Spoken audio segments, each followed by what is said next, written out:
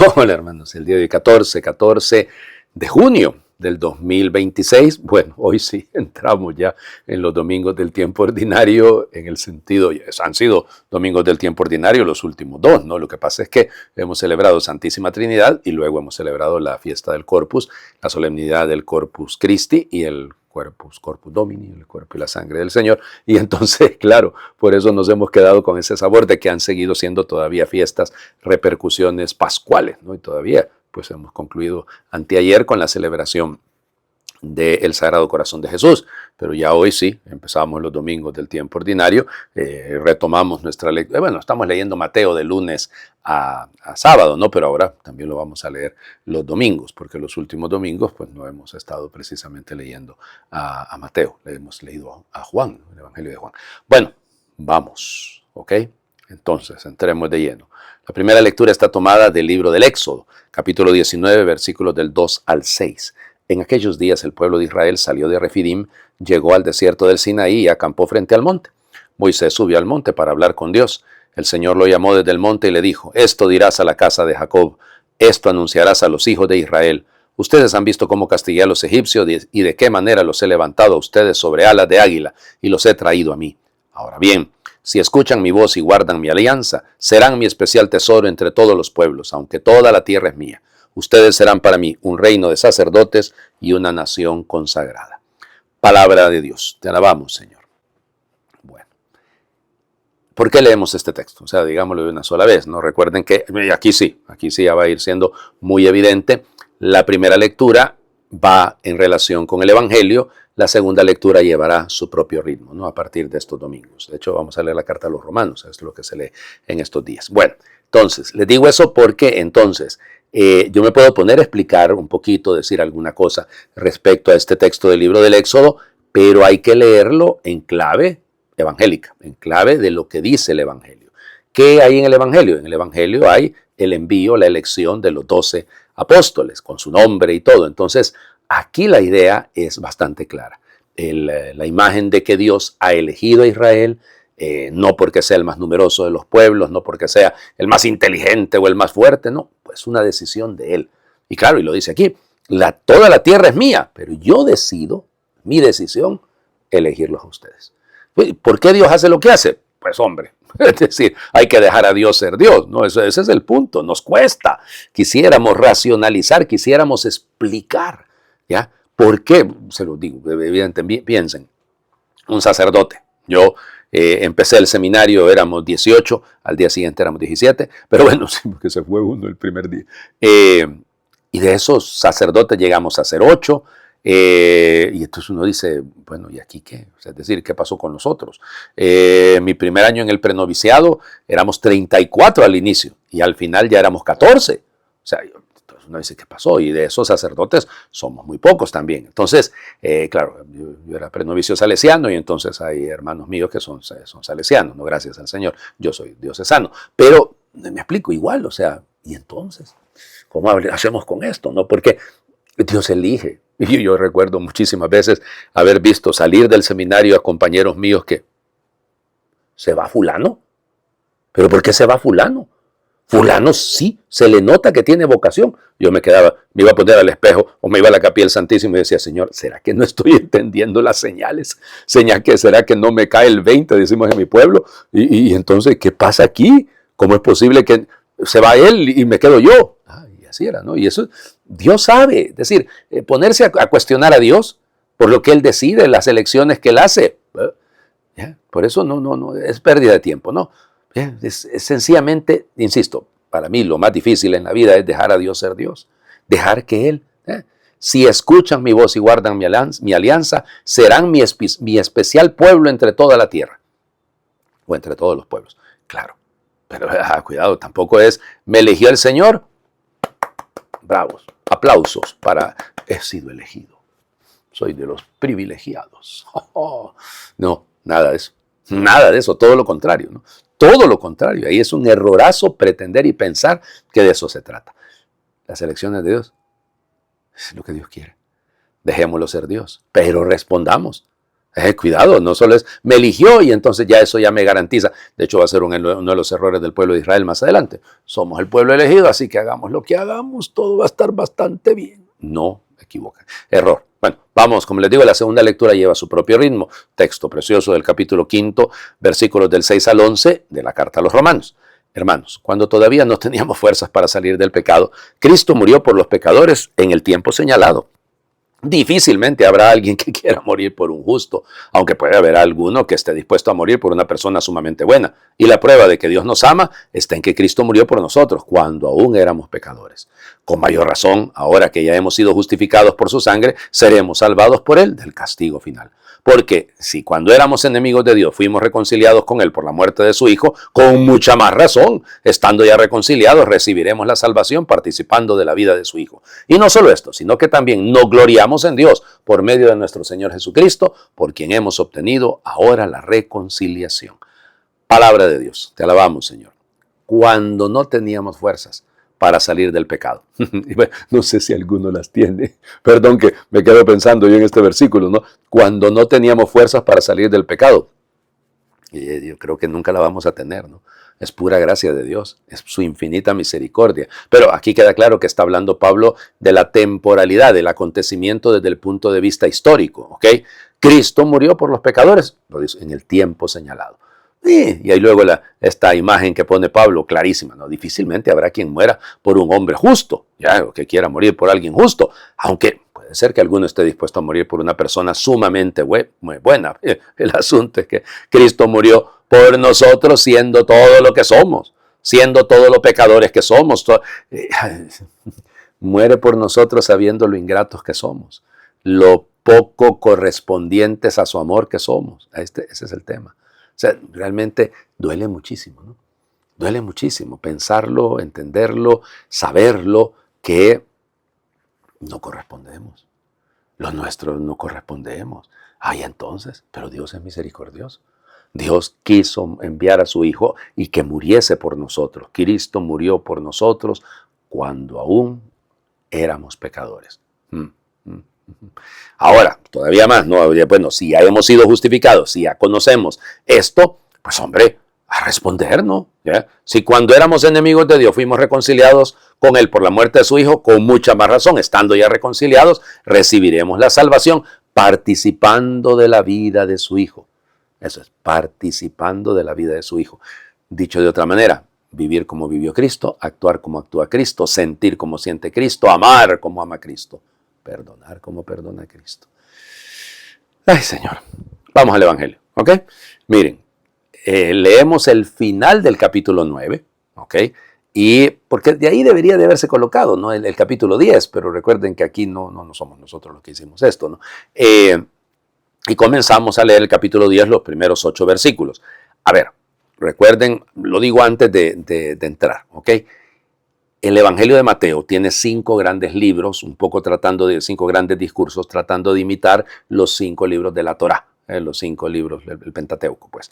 Y entonces, esta es la segunda. El primero lo estamos leyendo en estos días de lunes a sábado, porque estamos leyendo el Sermón de la Montaña. El segundo es este que normalmente se conoce como el discurso apostólico, porque de lo que se trata es del envío de los 12. Bueno, vamos, leámoslo y luego hablamos de él. En aquel tiempo, al ver Jesús a las multitudes, se compadecía de ellas porque estaban extenuadas y desamparadas como ovejas sin pastor. Entonces dijo a sus discípulos: la cosecha es mucha y los trabajadores pocos. Rueguen, por tanto, al dueño de la mies que envíe trabajadores a sus campos. Después, llamando a sus 12 discípulos, les dio poder para expulsar a los espíritus impuros y curar toda clase de enfermedades y dolencias.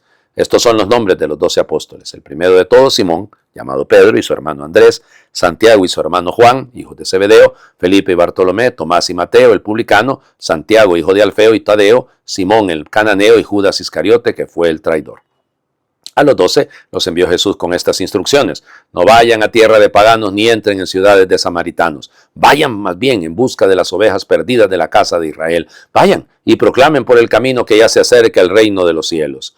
Curen a los leprosos y demás enfermos, resuciten a los muertos y echen fuera a los demonios. Gratuitamente han recibido este poder, ejérzanlo pues gratuitamente. Palabra del Señor. Gloria a ti, Señor Jesús. Recuerdan que cuando tuvimos la celebración de San Bernabé, el 11, el jueves, tocamos este mismo evangelio, ¿no? Es la otra versión, pero es el mismo evangelio, es el mismo episodio, ¿no?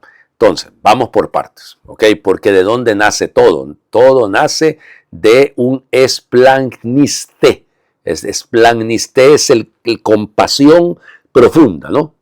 Profunda, porque él miraba, se compadece y donde tous oclos, es decir, la gran multitud, que se compadeció de ellos, que estaban, fíjense, el término aquí, esquilemenoi, sería, porque es plural, porque estamos hablando pero bueno, esquilmenoi significa cuando una persona está desgarrada, completamente maltratada.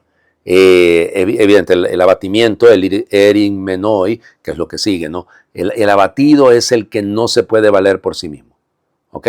Y la razón es, por eso necesitan de un pastor, ¿no? De un poimen, de un pastor que cuide del rebaño.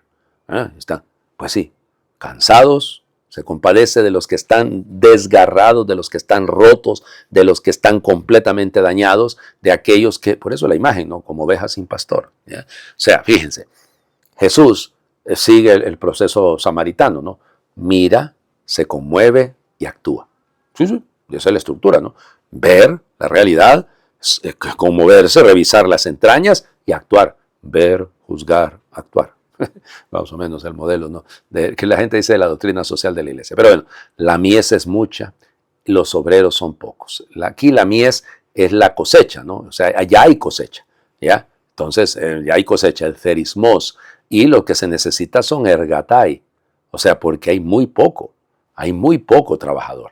Y entonces, evidentemente, ahí es donde está el problema, pues, cuando hay poco trabajador, ¿ya? Entonces, los ergatai son pocos, y al haber pocos, preocupa. Es decir, estamos ante una situación de calamidad, si lo quieren, como les digo, de una calamidad por falta de operarios. Y eso yo creo que todos lo descubrimos, ¿no? Todos nos vamos dando cuenta de lo dolorosísimo que es. O sea, encontrar que hay tanta necesidad y una respuesta a veces pobre, ¿no? Porque no es porque no queremos, es porque nada. Es decir, y fíjense cómo sigue. Pues rueguen pues al Señor, el dueño de la mies, ya el rogar, la súplica, décete, ya súplica al Señor que envíe, vale, que envíe. Claro, luego va a haber el apostoleo, es decir, el envío como representantes oficiales, ¿no?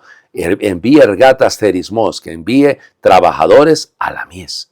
Entonces, digámoslo, una cosa clarísima, no debemos nunca dejar de orar por el aumento de las vocaciones a la vida consagrada, a la vida sacerdotal.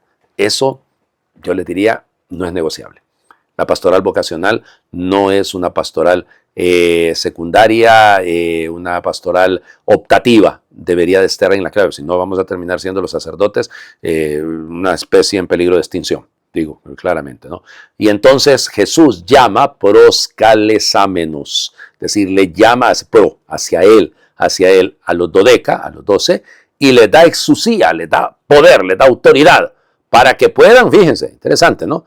Se les dio autoridad sobre los espíritus impuros para expulsarlos y para curar. Interesante, ¿no?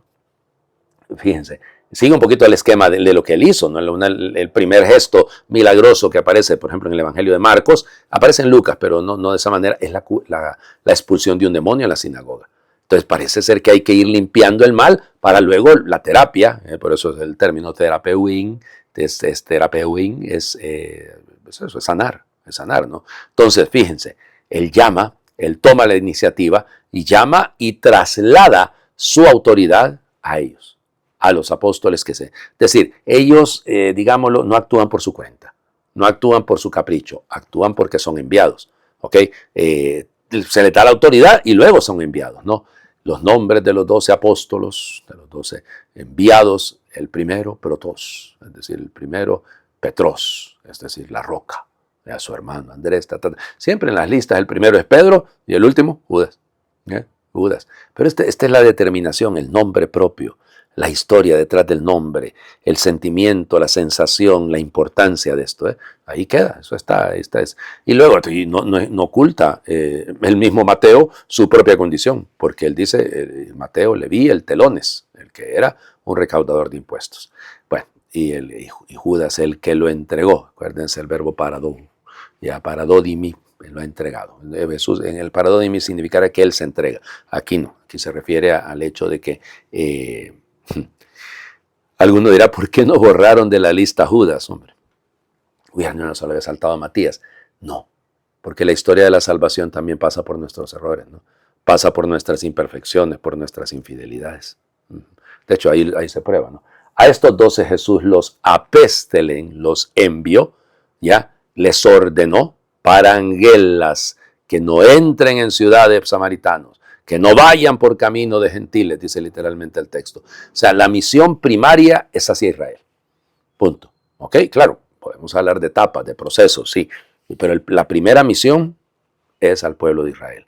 Y bien, fíjense, porque vayan más bien a las ovejas perdidas, a las probata apololota, es decir, que están perdidas, que están extraviadas, que se han hecho inmaduramente retirado, ¿ok? Se han alejado por su propia decisión. Y vayan y proclamen que el reino de los cielos, aquí el término es oficial, ¿no? Kerísete, el kerigma, el anuncio, anuncien, proclamen que el reino enguinaken o enguiken, que significa que ha venido, que se ha acercado, alguien que se acerca, el reino. El reino es el proyecto de Cristo, ¿no? Curen a los enfermos, vuelve a aparecer el terapeuta, resuciten muertos. Interesante, ¿no? Hablábamos ayer de San Antonio de Padua, ¿se acuerdan? Limpien leprosos, ¿ya? Y lo que gratis han recibido, denlo gratis. Es decir, volvemos al tema, ¿no? Yo se los decía cuando hablábamos de San Bernabé. Cuidado, porque es que aquí puede volverse un negocio, ¿no? Y un negocio muy lucrativo. Y hay algunos que son expertos en lucrarse a partir de las necesidades ajenas. Y del jueguito de andar apareciendo como santitos y andar manifestando actitudes que a veces yo creo que están muy lejos del proyecto de Dios. Bueno, hagamos oración. Salmo 99, en este caso. Este salmo a mí me gusta mucho, es el salmo que yo utilizo para el invitatorio, en la oración del oficio de lecturas. Vamos, aclama al Señor tierra entera, servid al Señor con alegría, entrad en su presencia con vítores. Sabed que el Señor es Dios, que Él nos hizo y somos suyos, su pueblo y ovejas de su rebaño. El Señor es bueno, su misericordia es eterna, su fidelidad por todas las edades. Amén. Somos suyos, Él nos hizo, somos suyos. Esa es la clave. Señor esté con ustedes y les bendiga Dios, el que es Padre, Hijo y Espíritu Santo, y su bendición descienda, les acompañe siempre. Pues seguimos en el mes del Sagrado Corazón de Jesús, ¿no? O sea, evidentemente que seguimos Sagrado Corazón de Jesús, en ti confío y espero. Pero, vamos, no termina y todavía nos queda alguna celebración en estos días y en el caso nuestro la Virgen del Perpetuo Socorro, ¿no? Nuestra Señora del Perpetuo Socorro. Bueno, pero ocupémonos, poner en práctica como enviados, elegidos por el Señor para actuar, no para tener colgado un titulito en una pared. Feliz domingo para todos.